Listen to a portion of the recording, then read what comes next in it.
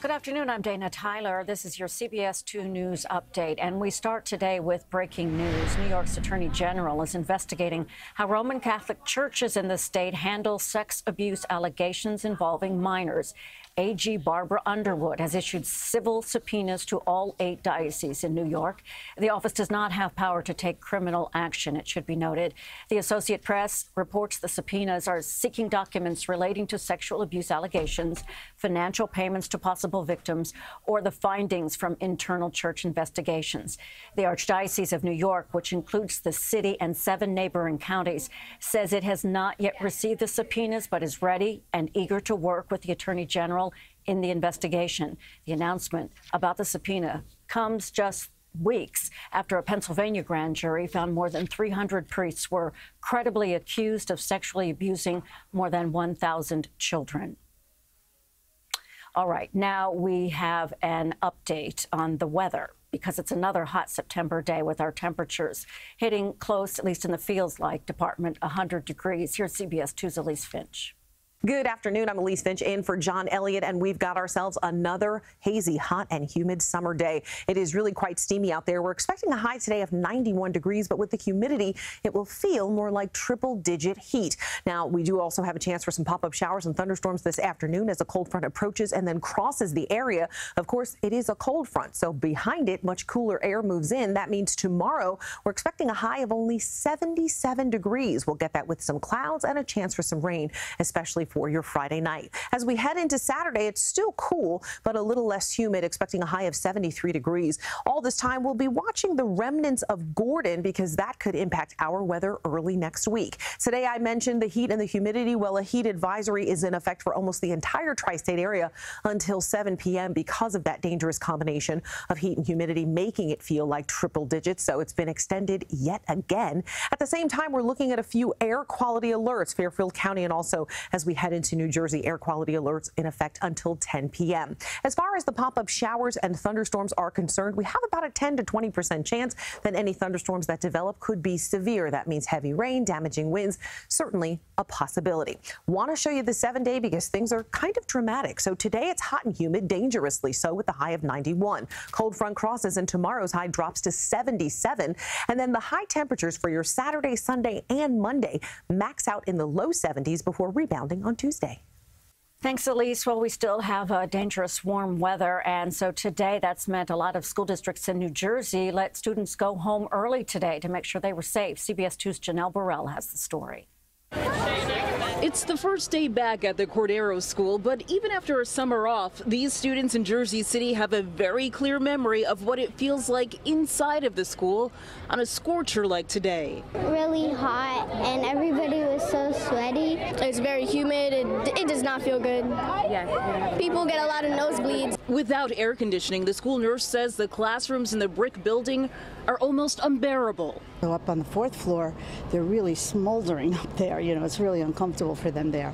The Jersey City Public School District is one of nearly 30 school districts in northern New Jersey, sending students home early today because of the intense heat. Yesterday, 4 kids at the Bergen Arts and Science Charter School in Hackensack were taken to the hospital after getting sick during gym class outside. But the parents at Cordero had hoped to avoid all of that. So the parents got really involved last year, and they raised over $30,000 to bring air conditioning units to the school. And they say they raised the money after a promise from the Board of Ed and the district that the district would pay to have the school's electricity system upgraded so the units could be installed. The ACs were bought in June. They're now sitting in the basement, and there has been no follow through from the Board of Ed that they will actually have them installed. While some of the kids are happy about getting a half day, I think it's kind of great. It's going to be hot outside, so we could go to the park after. many of their parents are scrambling to make arrangements. Now I have to, call and kind of cancel my appointments and change the things. But that's the way, you got to take care of the kids, right? An update now on the 10 people hospitalized after their flight arrived at JFK Airport yesterday from Dubai. All 10 have tested positive for the flu. Those patients will now have another round of testing for other viruses and will remain in the hospital. As a precaution, the Centers for Disease Control and Prevention quarantined the Emirates Airlines jet yesterday to evaluate about 100 of the 520 people on board. Police are looking for a man accused of trying to rape a woman in Brooklyn until a Good Samaritan jumped in and fought off the suspect. Investigators say the attack happened last month when the man forced the 27-year-old woman into an alleyway in Bay Ridge. The suspect then pushed her down and tried to take off her clothes, and that's when another person nearby stepped in and fought off the suspect until he ran away from the scene. The frustration from riders on the Long Island Railroad is reaching new heights as new data says the railroad is on track to having the fewest number of on-time trains in 2 decades. Trains arrived on time just 88.9% of the time last month. That's down nearly 4% from the same time last year. The president of the railroad, Philip Ng, has implemented an initiative to improve service with an additional track on the main line and better infrastructure to combat severe weather. The Jewish New Year, Rosh Hashanah, begins Sunday at sundown, and volunteers in Brooklyn today are helping less fortunate families prepare for the holiday. Volunteers at Maspia Borough Park are distributing household supplies and giving families a week's worth of food. The traditional New Year's meal includes challah bread and apples with honey for a sweet start to the new year. Kids are all from school. You need a lot more food in the house.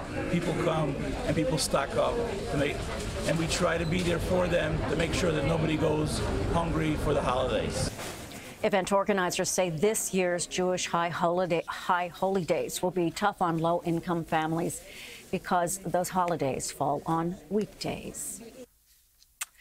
Could a device meant to automatically read your home's electricity meter turn into a lifesaver? That's what a family from Westchester County says about their new smart meter. CBS 2's Andrea Grimes explains. A family here in New Rochelle in Westchester County says their new Con Edison smart meter may have actually saved their lives. On Tuesday, Con Edison randomly showed up here saying that they had gotten a hot socket reading from the smart meter. Turns out the feeder wire here was loose and burned. When they opened up this box here, the homeowner says half of it was also burned. He says the crew told him it could have started a fire at their home at any point. He was able to get an electrician the next day to fix it. Con Edison had shut off power just as a precaution. It cost about $1,500 to fix, but the homeowner says they are so grateful that Con Edison noticed this and alerted them before something tragic could have happened. In our series, Eye on Cyber, another word of caution today about how popular smart devices may pose security risks. Home security systems, surveillance cameras, fitness trackers, and so many other things connected to the internet may have must have proper security controls. If not, hackers can easily get into your devices to track your location, even see inside your home. A recent study from the University of Edinburgh says even toys can be at risk, reporting a case where a child was able to turn a teddy bear into a secret recording device. Experts say some ways to avoid being hacked are using strong passwords, giving devices obscure names, and updating security programs when necessary.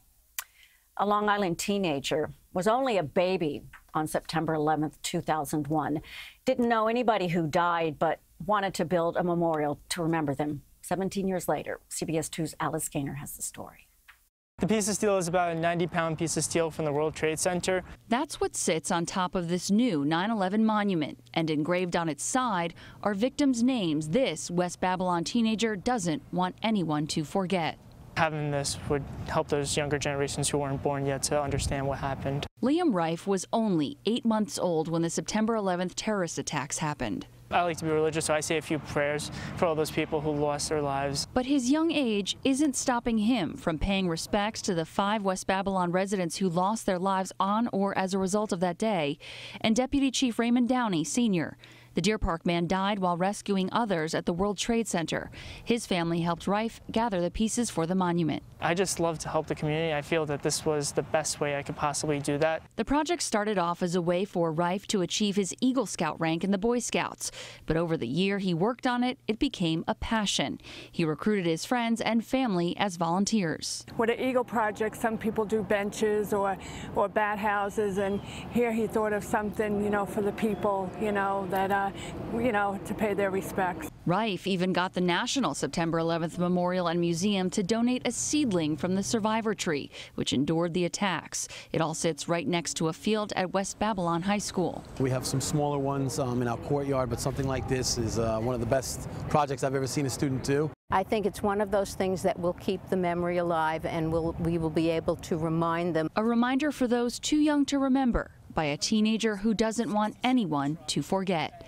Alice Gaynor, CBS 2 News.